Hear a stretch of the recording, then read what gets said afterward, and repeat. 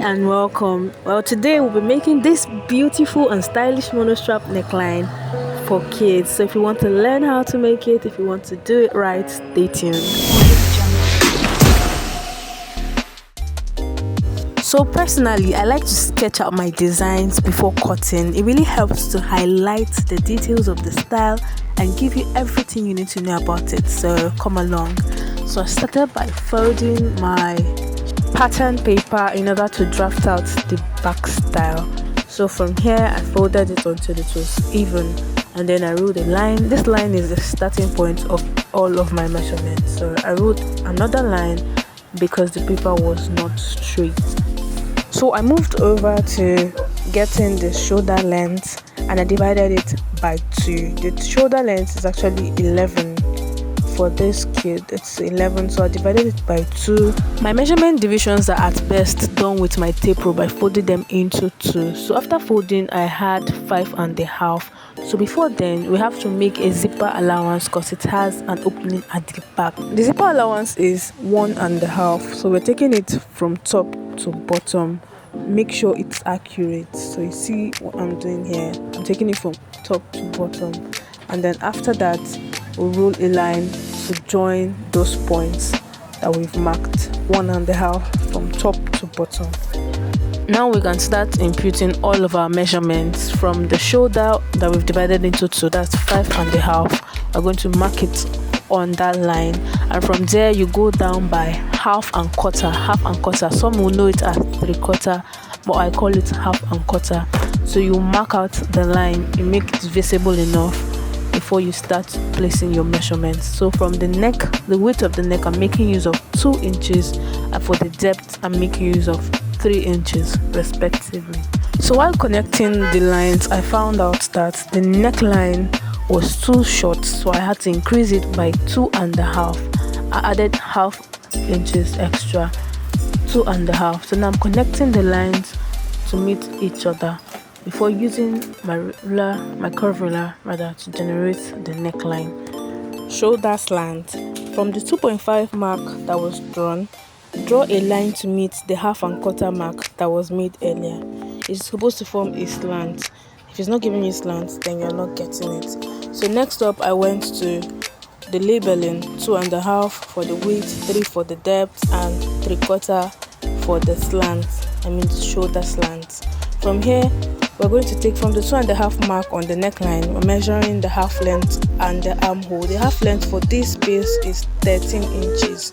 So we are measuring it out, and then for the armhole for kids, depending on the size and the age, it ranges from 5 to 6.5. So I'm making use of 6 because the person is quite big. Connect the lines on the chest line and the waistline. Connect the shoulder slant to the chest line, drawing a single line, and then the bust measurement, you divide it into 4 using your tape rule or just off heart, but I prefer using the tape rule. So we're dividing into 2 first and then into 4. Placing the end of your tape on your zipper allowance, take out your bust measurement like this, and then give it a 1/3 sewing allowance. Some call it seam allowance, others call it sewing allowance. So when you're done, try to elongate the line as I am doing so. Measure the length of the armhole and divide it by 2. You have to mark out that point because you're going to come in by 1/4 inch, depending on the size. Because this is a child's clothes, you're coming in by 1/4 inch. For adults, you come in by 1/2 inch, and then we make use of our curve ruler to generate the armhole. You can make it freehand, but for the purpose of this video, I'm making use of a curve ruler. Once you're done with that, move over to the waist measurement. We are dividing the waist measurement into 4. First of all, you fold your tape into 2 to get the half measurement, and then into 4. So for this, we're going to place it, this is 6/3. We're going to place it at the end of the zipper allowance, and then using a seam allowance of 2/3. This 2/3 now we have the dart allowance inclusive. that allowance inclusive. So I'm going to teach you how to get your that from this. You come in by 1/3, which is your original seam allowance, and then you measure what is left and divide it into two. That point where it ends, the division between it, is what you have your that allowance. You go over to label it that, and then chest line, waistline, neckline, each of them having its own name, the armhole and the shoulder respectively. So basically the that length for kids is ranging between 4 and 5.5, between 4 and 5.5, because they are kids. We don't do princess cut, we don't do boss cut or any other type of cut, so we make use of this that 4 to 5.5. So we're joining it together, and from then just label it that.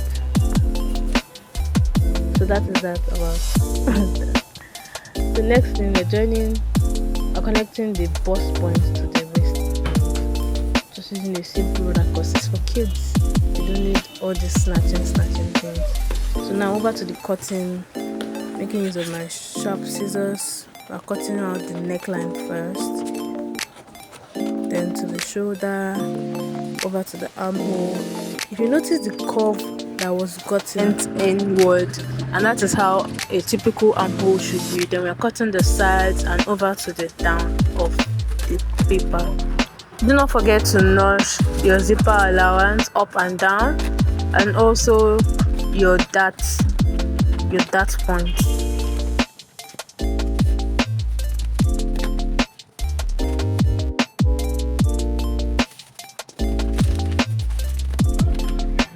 The thing there is, I actually cut the front part with the monostrap off camera. I'm really sorry about that, but this is me placing it and then moving over to the machine to make use of my net.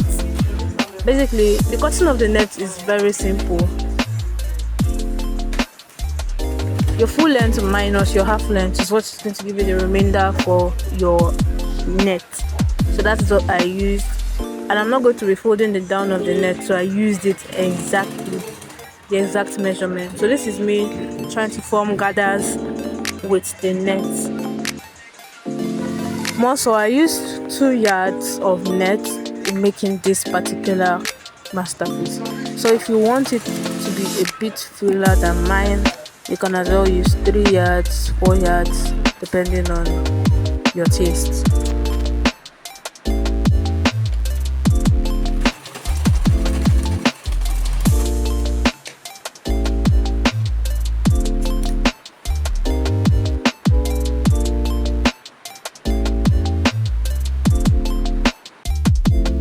For the bulging effect, I made use of this hard net. I used it underneath the doll face before applying my lining to it so that it would not come in contact with the person's skin. So in case you're trying out yours, you should also try it this way.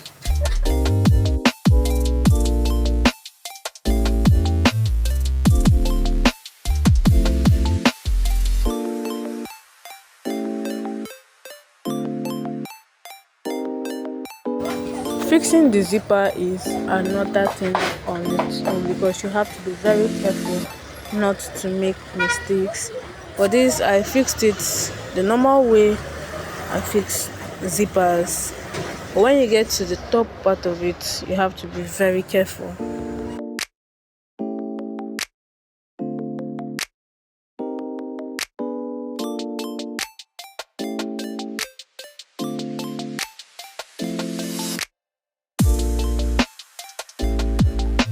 For the sleeve, I cut out a 5 inch band from up to down. I didn't measure it at all, it was very long, and then I folded it in two and made a stitch at one end of it.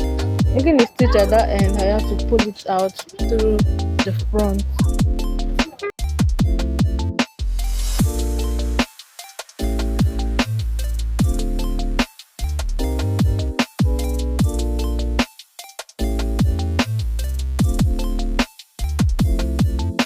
Came out so lovely. If you found this video really helpful or you like it, please subscribe for more. Thank you.